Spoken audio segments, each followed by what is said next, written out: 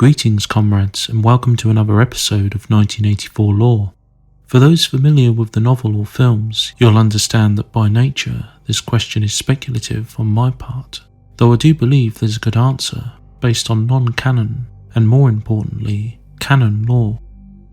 Room 101, of course, is the so-called worst thing in the world, a fate that drains the colour from an intended victim's face as their thoughts inevitably fixate on their own personal greatest horror.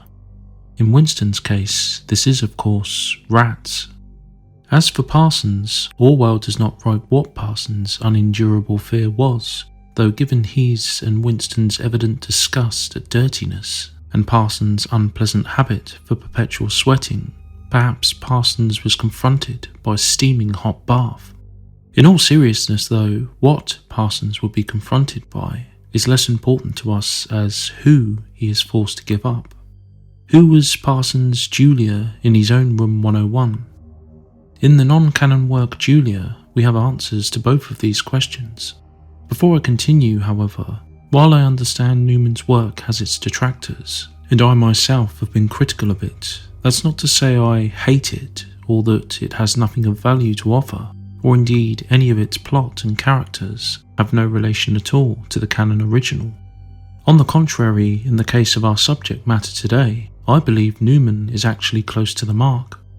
Towards the end of Julia, we do indirectly learn from an overheard conversation what befell both Tom and his family from two inner party voices. Like every other outer party member, even tame thought criminals like Ampleforth, Parsons too had to face his worst thing in the world. This is certainly in keeping with the canon novel.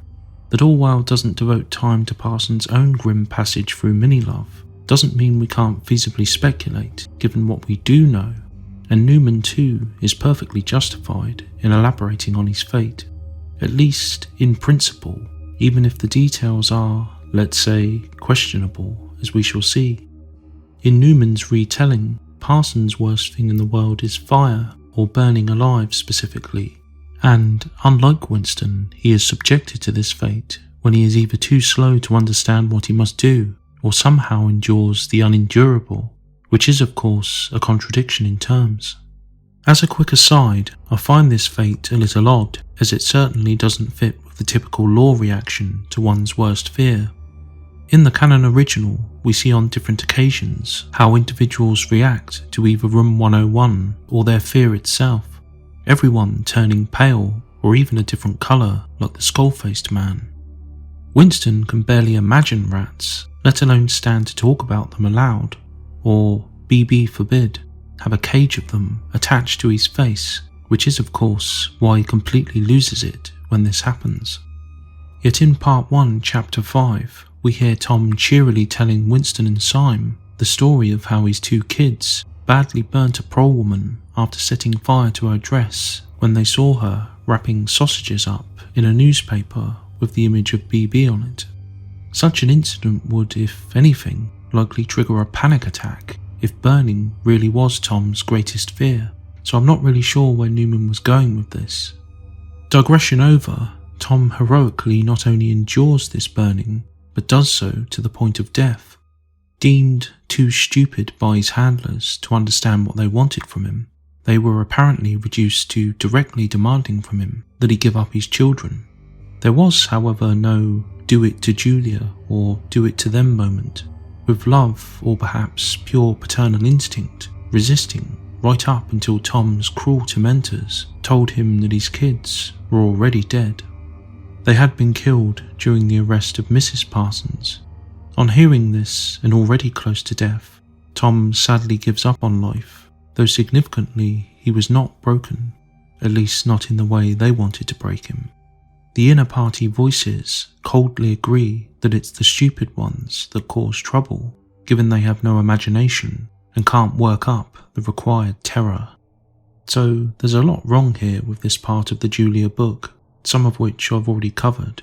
However, despite the lack of foreshadowing or any indication as far as I know that Parsons is mortally afraid of burning, and the whole point of Room 101 being, by definition, unendurable, I actually think that broadly who the party want him to give up is probably on point. This scenario is actually foreshadowed in canon. If you recall, the skull-faced man shockingly declares the reverse, gladly willing to watch the party kill all of his children and his wife in front of him just to avoid Room 101. One thing that is firmly established in the law that's very hard to deny is that Tom Parsons is a family man. There's a hint of affection between him and his wife, with her praising of him as being good with his hands. That she describes him as loving anything like that is, fixing the blocked sink, suggests he does express joy of a kind, and that perhaps there's a controlled affection between them, despite the party generally only pairing couples together who are indifferent or even hostile to one another to stop any extra party or BB loyalties developing. Significantly too, even after her grassing up of him and in mini-love with Winston, Parsons still expresses pride in and love of his little girl. Way back in Part 1, Chapter 5, much of Parsons' dialogue is also about his daughter's tracking of a suspected foreigner. It's a little harder to divine how he feels exactly about his son. He seems to have a stricter attitude towards him, even in his world, where even he knows that kids can and do dob in their parents as thought criminals. He still disciplines the boy to an extent. However, one incident is probably not a firm basis on which to judge an entire father-son relationship, but it is all we've got. Since, however, he does focus more on his little girl, also talking about her getting the ear trumpet, as well as her project with her troop of spies of creating a 2-meter wide papier-mâché model of Big Brother's head for Hate Week, I believe there's enough to go with here to suggest that it was likely her specifically that his tormentors wanted him to put in his place. Sadly, Tom was likely forced to scream for his daughter to take his place, though exactly what they threatened him with is, for me, an open question. I've already rejected burning for decent reasons, with the only other indication of an unendurable fear being shooting, though this for the same reason is unlikely. In his final conversation with Winston, he does seem particularly concerned with being shot, though it's hard to say if this is merely the known method of execution and that it's more death itself that he's afraid of. Winston also imagines being shot and mentions it a couple of times as the ultimate end of both him and thought criminals in general. Another strike against this is that, like burning, Parsons is also casual about it in the canteen, even mimicking the act of shooting when Winston asks what he thinks will become of the man his daughter gave up on her hike. Again, given how others act when confronted with their fears, or the sentence of Room 101, which is essentially the same thing, I doubt it's the shooting itself that is unendurable. Does Tom have his rat's equivalent? I expect so, as regardless of bravado and the common desire to seem fearless, we all have that one thing, as O'Brien explains, that we can't stand against.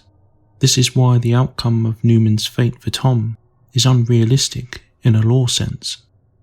I suspect many others would like to think and hope that love, in this case a father's love, even for a traitorous child, can overcome even one's greatest fear. However, given how generally dark and devoid of hope Orwell's work is, I think Orwell likely imagined Parsons reduced to the same state mentally as the skull-faced man, in the end losing it completely and screaming for his daughter to be brought in, even before the ordeal really begins. What do you think? Can paternal love overcome the most primal emotion of all, fear? Do you think Newman's fate for Parsons is realistic, given the canon work? Most importantly, was it his daughter who was offered up to take that bath, or was it perhaps his son, or even his wife? Write your thoughts in the comments section. Also, check out our membership offers, which gain access 1 week earlier to new videos, and also members exclusive additional content. You can also show us some love by smashing that subscribe and like button, as this helps 1984 Law stay out of the YouTube memory hole. Thanks for the view, and remember, you know what is in Room 101. Everyone knows what is in Room 101.